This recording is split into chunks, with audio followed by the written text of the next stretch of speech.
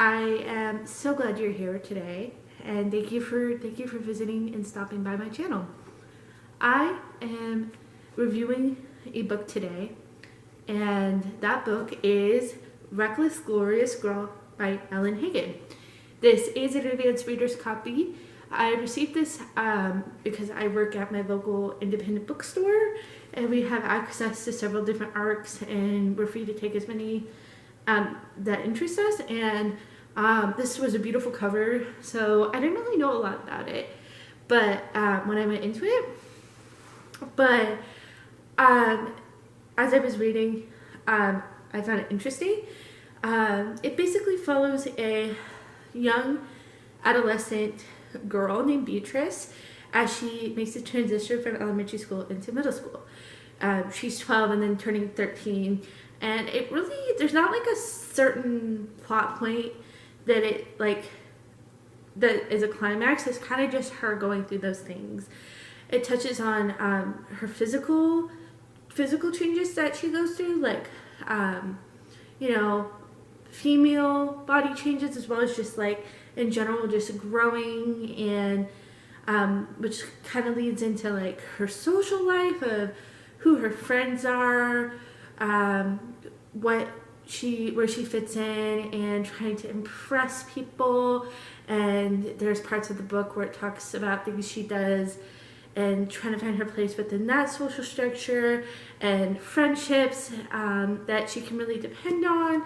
It talks about also familial relationships. She grows up with a single mother and her grandmother, and just like the generations of women in her family. It's really honestly just everything that you think of when you are thinking about what it means to grow up, she is going through. I went into this book after I kind of learned more about what it was about. I was kind of like, how much of this can I relate to? Because I've already been through that as I'm in my 20s. I've been kind of through those different things. But as I was reading it, it was kind of like I got to know her as a character and know her family members.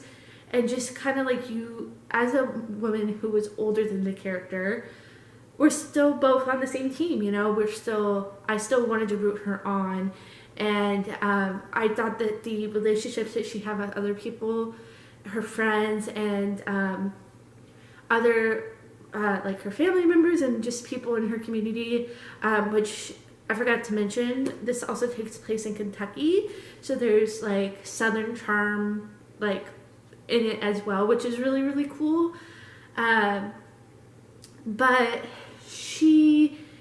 her interactions with people and trying to navigate, like, there's parts where she kind of feels embarrassed about like her mom or her grandma, and she's trying to impress this friend, but then she feels guilty. It's just really her trying to navigate that. And I just really, there wasn't like a dramatic point. It was just really a coming of age story.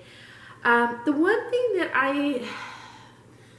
I thought was interesting is this is a book that is told in verse. I struggled with that part of it. I think there was parts of it that could have been written in prose, and that